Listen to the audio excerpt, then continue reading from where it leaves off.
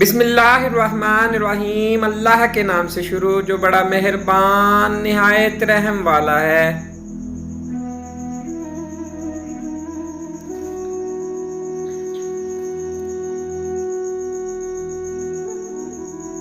میں گناہ ایسے کرتا ہوں جیسے وہ دیکھ نہیں رہا، وہ معاف ایسے کرتا ہے جیسے اس نے دیکھا ہی نہیں۔ جب تم سکون کی کمی محسوس کرو تو اپنے رب کے سامنے توبہ کرو، کیونکہ یہ انسان کے گناہ ہی ہیں جو دل کو بے چین رکھتے ہیں۔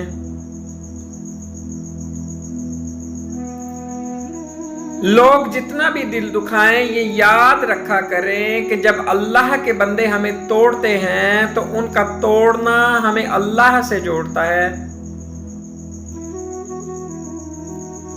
حضرت محمد صلی اللہ علیہ وآلہ وسلم امت کے لیے راتوں میں اتنی دیر تک کھڑے ہو کر عبادت کرتے کہ ان کے ٹخنے سوج جاتے، اور آج کی امت اتنا سوتی ہے کہ آنکھیں سوج جاتی ہیں۔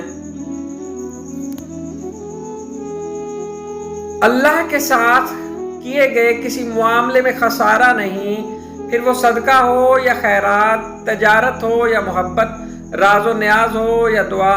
لیکن انسان کو یہ بات جلدی سے کہاں سمجھ میں آتی ہے۔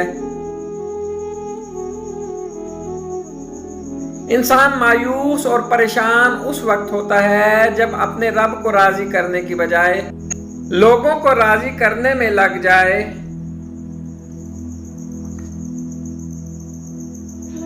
مایوسیاں محسوس ہونے لگیں تو مہربانیاں گننا شروع کر دیں۔ اللہ کی محبت کی مٹھاس محسوس ہونے لگے گی اور دل سکون سے لبریز ہو جائے گا۔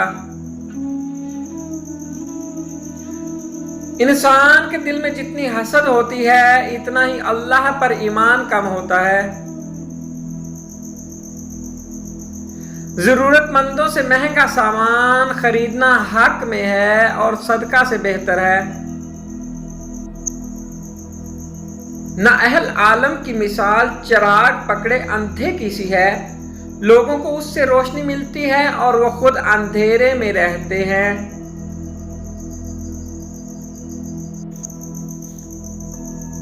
اگر تم کسی چیز پر صبر کرنا چاہتے ہو تو مرنے سے پہلے خود کو مردہ سمجھو۔